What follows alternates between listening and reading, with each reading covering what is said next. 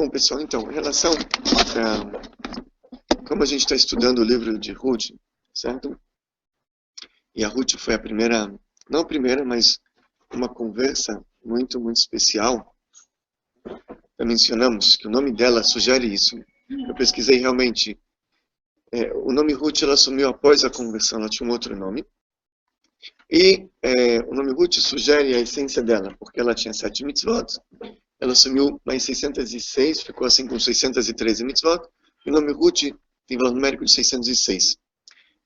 Então, como ela é uma conversa assim exemplar, e a gente está se aproximando da festa de Shavuot também, eu queria hoje contar uma história muito bonita, que aconteceu essa história uns 300 anos atrás na Europa, Polônia, Lituânia, que está ligado também com um convertido exemplar,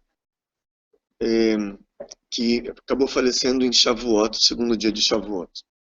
Assim como o rei Davi também faleceu na festa de Shavuot, certo? Israel tem um dia só de Shavuot, então ele faleceu em Shavuot, dia 6 de Sivan. Esse converso, ele faleceu dia 7. Mas a história conta que no início do século XVIII, nasceu na Polônia e Lituânia um menino que recebeu o nome de Valentin Potocki. Valentin Potocki era o filho único de um conde e de uma condessa, que eram pessoas muito, muito, muito ricas. Eles tinham terras infindáveis na Polônia e Lituânia, e que por consequência eles eram muito poderosos, com uma influência muito grande na população. O conde e a condessa, eles eram católicos, cristãos, devotos, religiosos, e a aspiração deles, o objetivo deles era criar o filho deles, Valentim, para que ele chegasse a ser um dos líderes da religião católica também, cristã, na Europa, tivesse um cargo muito alto dentro da igreja. Exato. E fizeram de tudo para que ele conseguisse isso. Então colocaram ele desde pequeno para estudar com os melhores professores. Quando o Valentim fez 16 anos, Valentim foi estudar numa escola uma escola também em Vilna, para que ele pudesse cada vez mais se aprofundar nos seus estudos. Ok. Valentim, lá na escola era um internato, ele conheceu um amigo chamado Zondri. Zondri era um amigo um pouquinho diferente dele, porque ele vinha de uma família muito pobre. Diferente do Valentim, que era muito rico, muito, muito poderoso. Mas os dois, apesar das diferenças, por incrível que pareça, se tornaram amigos muito, muito próximos. Muito, muito próximos. E eles muitas vezes trocavam ideias, conversavam um pouquinho sobre a religião. E a verdade é que Valentim tinha muitas dúvidas. Valentim, ele foi ensinado pelos seus mestres de que os judeus, eles foram largados por Deus, foram abandonados por Deus. Eles foram ensinados que eles não aceitaram o verdadeiro Messias. Sim, foram ensinados. E que por isso Deus abandonou eles. Mas ele acreditava na Bíblia que ele estudava, os mestres também. E a Bíblia aparentemente não falava muito bem isso. A Bíblia apontava que foi feito um pacto eterno com o povo judeu. A Bíblia mostrava que quantos mais os judeus fossem ligados às suas mitzvot, seus preceitos, mais então eles seriam abençoados por Deus, mais então eles seriam aproximados por Deus. E ele via aquilo com uma certa contradição. Ele se aprofundava mais nos estudos, ele percebia que existiam contradições no próprio Novo Testamento que ele estudava. Existiam vários tipos de contradições. Ele discutia isso muito com seu amigo Zondri, mas os dois não tinham coragem de perguntar aos seus mestres. Bom, certa vez eles estavam andando na rua, eles viram umas crianças pequenas sendo agredidas por um grupo de crianças maiores, e eles foram e conseguiram salvar as crianças menores, o Zondri junto com o Valentim. E eles perguntaram, o Valentim virou para as crianças menores e perguntou: por que vocês fizeram para provocar que eles batessem em vocês? O que aconteceu? E os meninos falaram: a gente não provocou nada. Eles estavam batendo na gente porque nós somos judeus. Naquela época, na Europa, tinha um antissemitismo forte. Eles estavam batendo na gente porque nós somos judeus. Valentim ficou com aquilo na cabeça. Um certo dia, Valentim estava andando pelas ruas de Vilna e ele viu um senhor estudando a Bíblia, a Torá, um senhor com uma barba comprida, um típico judeu com os cachinhos, e ele sentiu vontade de abrir suas questões, né, com aquele judeu. Então ele se dirigiu até aquele judeu e ele falou, posso lhe fazer uma pergunta? Eu tenho várias dúvidas. E o judeu falou, não, senhor desculpe, mas ele falou, não, você me desculpe, por favor, mas não vale a pena a gente discutir. Ele se esquivou, mas o menino, ele queria muito o Valentim, ele tinha dúvidas sinceras. E o judeu percebeu que a intenção do Valentim não era de simplesmente entrar numa discussão de fé, mas sim de realmente entender. Então ele falou, olha, eu acho que teria uma pessoa mais qualificada para responder para você, porque você deve procurar o nosso rabino, o Rebbe Menachem Man. Ok, ele explicou onde fica o rabino, e o rapaz foi até lá, o Valentim. E outra vez a reação do rabino foi a mesma. O rabino não queria conversar com o menino. Mas o menino insistia, e ele queria, era teimoso, insistente. E o rabino percebeu que, outra vez, que as perguntas do rapaz eram sinceras, não eram provocativas. E depois ele pensou, caso ele não respondesse, isso poderia se voltar contra o rabino. O menino parecia um rapaz muito nobre, com umas vestimentas assim que demonstravam que ele era filho de alguma família muito nobre. E se ele não respondesse, não conversasse com o menino, isso talvez poderia se voltar contra a comunidade judaica até. Então ele sentou e resolveu abrir conversa com o menino. O menino expôs suas dúvidas, e o rabino começou a esclarecer para ele, uma por uma, de uma maneira assim, como ele nunca tinha escutado antes. Ele viu de uma forma totalmente diferente, então, as escrituras, as obras, a clareza e a verdade de tudo aquilo. Ele se sentiu extremamente atraído por aquilo.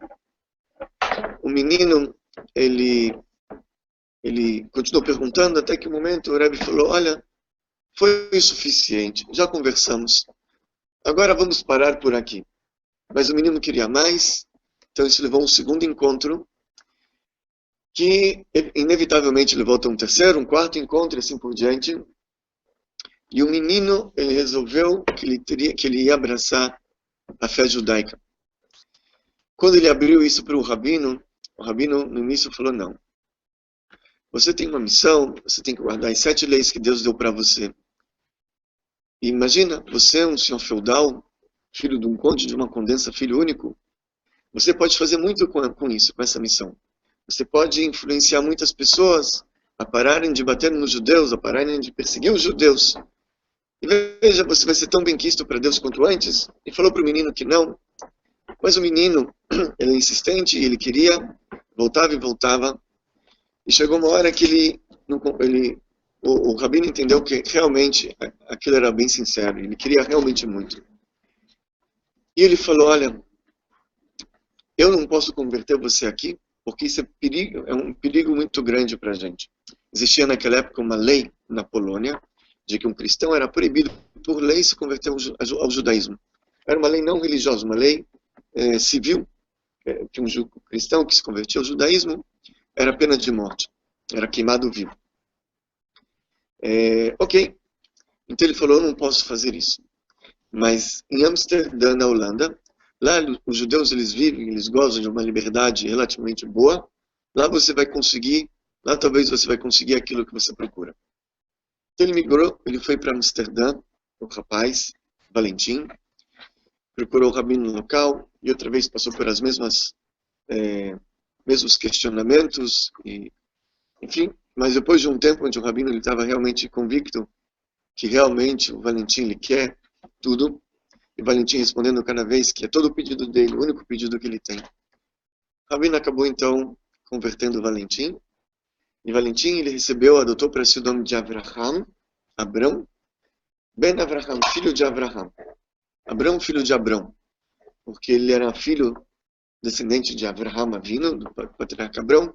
E Deus falou para ele seu nome vai ser Avraham, que Avamon Goim Netativ, você vai ser pai de várias nações. E ele foi o primeiro que abraçou o monoteísmo, então ele recebeu o nome, ele se colocou para si o nome de Abrão, filho de Abraão. Ok. Ele sentiu uma outra pessoa, sentiu leve. Ele sentava na sinagoga, estudava dia e noite sem parar.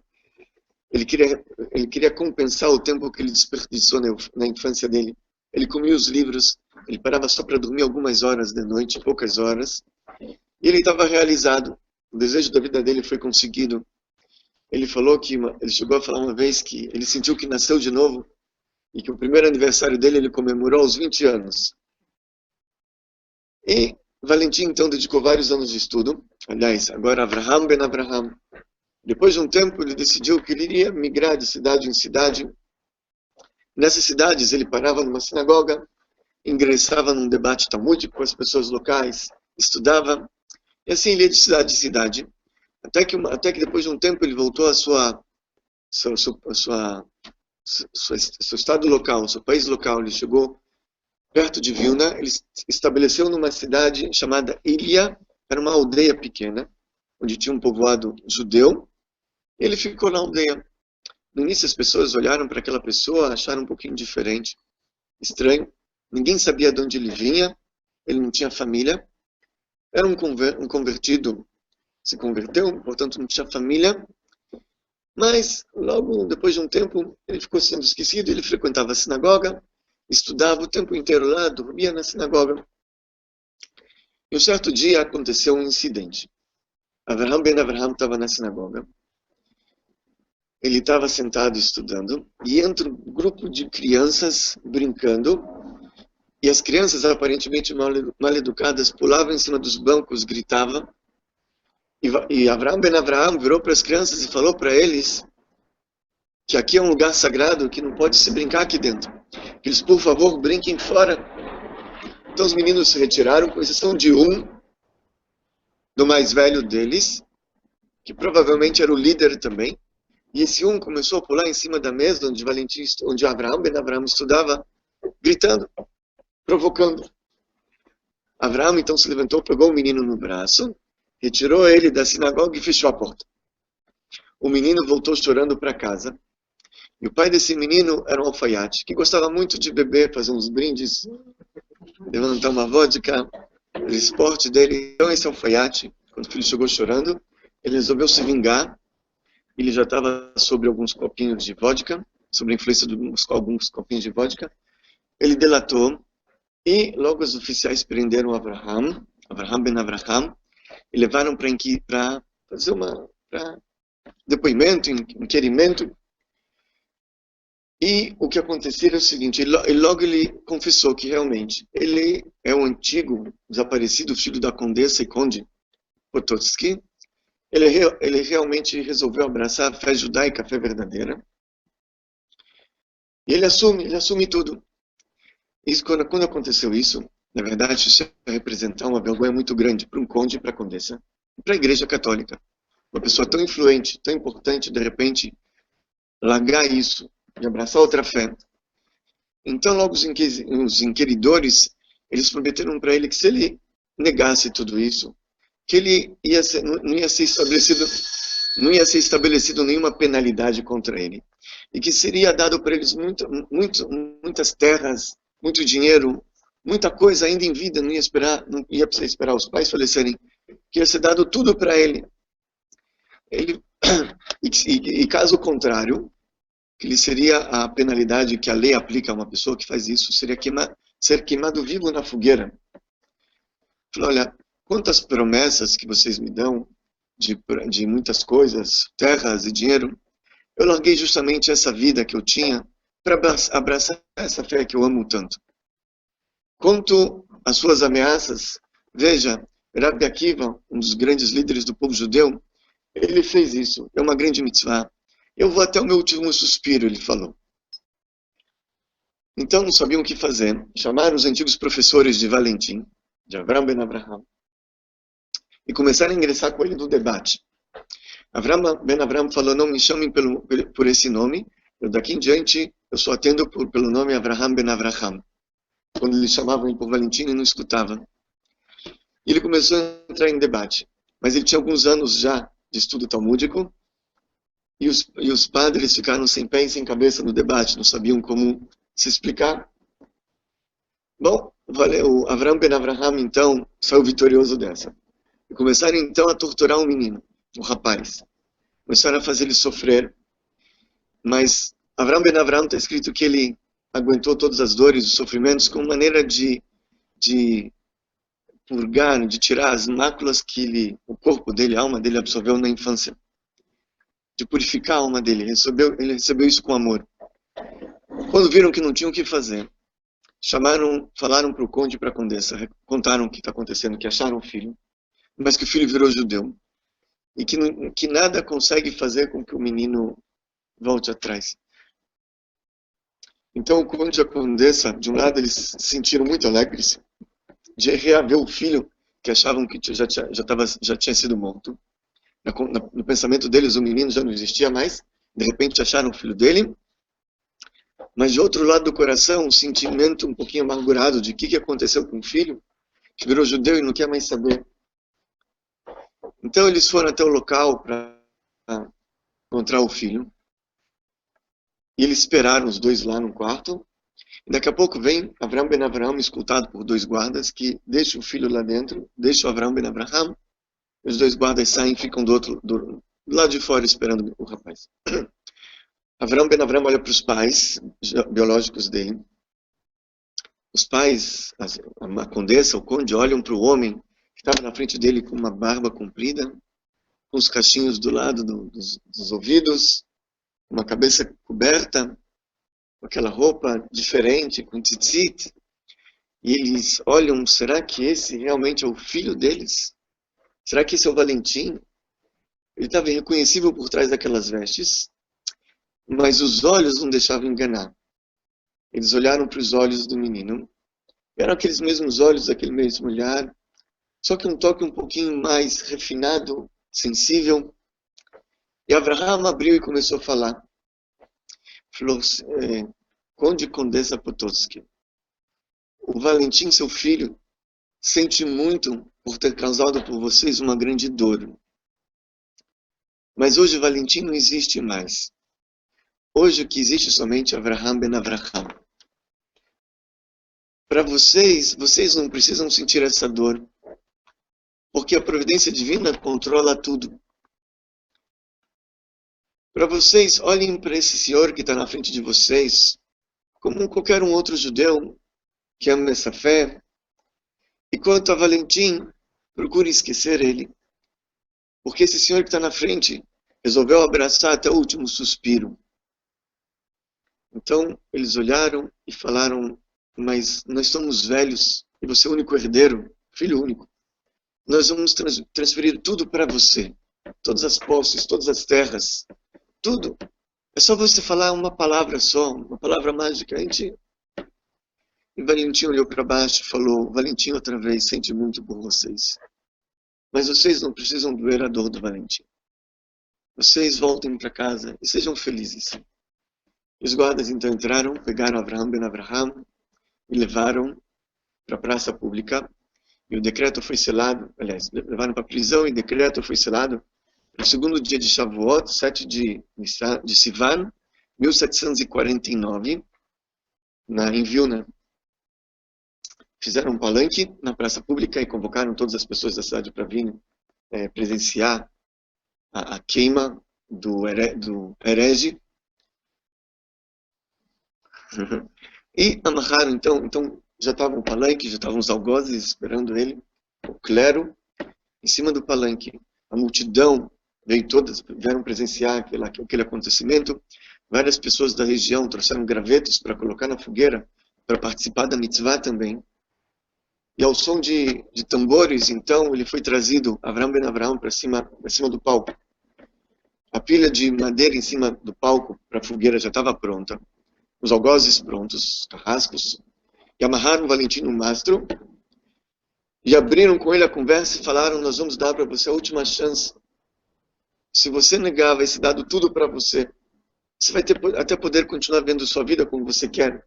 É só negar a fé que você abraçou. É Mahar no Mastro. E ele começou então a falar. Ele virou para os carrascos e falou: que pessoas fiéis são vocês que defendem uma fé misericordiosa, uma religião misericordiosa, queimando os seres humanos. Ele virou para os padres e falou: que fé é essa que consegue somente se provar no fogo e na espada? Falou: eu estudei tudo isso, eu conscientemente abracei essa única fé verdadeira, que Hashem Eloquim Hashem Echad, só existe um Deus. E ele começou então a falar: eu vou até o último suspiro com isso, porque isso é a verdade. Quantos anos de sofrimento ainda vocês vão causar à humanidade? E começou a gritar. Os padres não queriam mais ouvir aquilo e pediram para colocar fogo na fogueira. Jogaram então Abraham ben Abraham lá. E ele, lá dentro, continuava gritando Shema Israel. Ele falou: Abraham, Baruch atah Hashem Elokeinu melech haolam, asher kiddushanu b'mitzvotav v'tzivanu lamut al kiddush Hashem. Falou Abraham, que é uma mitzvah, a pessoa falecer santificando o nome divino. E ele lá dentro da fogueira continuava gritando Shema Israel, Hashem Elokeinu, Hashem Echad, Hashem Echad, Hashem Echad. E o público estavam totalmente chocados com aquilo. Só tinha um judeu presente naquele momento. O nome desse judeu era o senhor Eliezer Zirkin. O Zirkin, alguma coisa assim. Porque os judeus eles estavam todos trancados em casa, porque eles estavam com medo de algum pogrom que viria depois dessa queima. Então eles estavam todos trancados nas suas casas e só tinha um judeu lá. O judeu respondeu amém pela brachá. E depois ele foi até um dos algozes com uma soma grande de dinheiro. Ele falou: isso aqui veio da condessa. Ela pediu para pegar as cinzas que sobraram. Então logo o guarda, achando que era da condessa e recebendo o dinheiro, pegou o dinheiro. Ele juntou um pouco de cinzas, junto com 2 dedos carbonizados, levou até o cemitério judaico de Vilna, enterraram lá, e assim foi. Depois dessa história aconteceram algumas coisas muito estranhas lá na cidade, porque aquelas pessoas que colocaram graveto, então conta que teve muitos incêndios assim na cidade, e todas as pessoas que botaram graveto perderam suas terras, perderam suas fazendas, ou perderam suas casas, foram queimadas as casas. Tinha uma mulher, que na hora que Abraão estava no palanque, ela começava a fazer careta para Abraham. Então ela teve AVC e ficou com a cara torta até o final da vida dela. E como a queima foi na praça, na frente da Câmara Municipal da cidade, aquele prédio da Câmara Municipal começou a surgir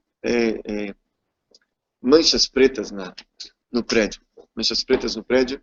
Tentaram limpar, aquilo não saía. Pintaram de branco, as manchas voltaram. Pintaram de outra cor, as manchas voltaram. E aquilo lembrava todo o acontecimento e a vergonha, até que a prefeitura mandou demolir o prédio. Então essa foi a história dele. Conta o Hafetz Haim, um grande sábio do povo judeu.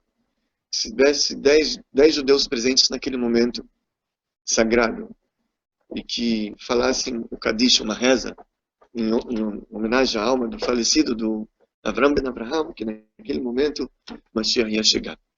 De tão grande que foi esse ato do Avraham ben Avraham, conhecido hoje como o Sagrado de Vilna. Tem uma lápide bonita hoje em dia no cemitério lá, o nome dele. E que o mérito dele proteja todos nós até a vinda do Mashiach, se Deus quiser. Muito bem, pessoal.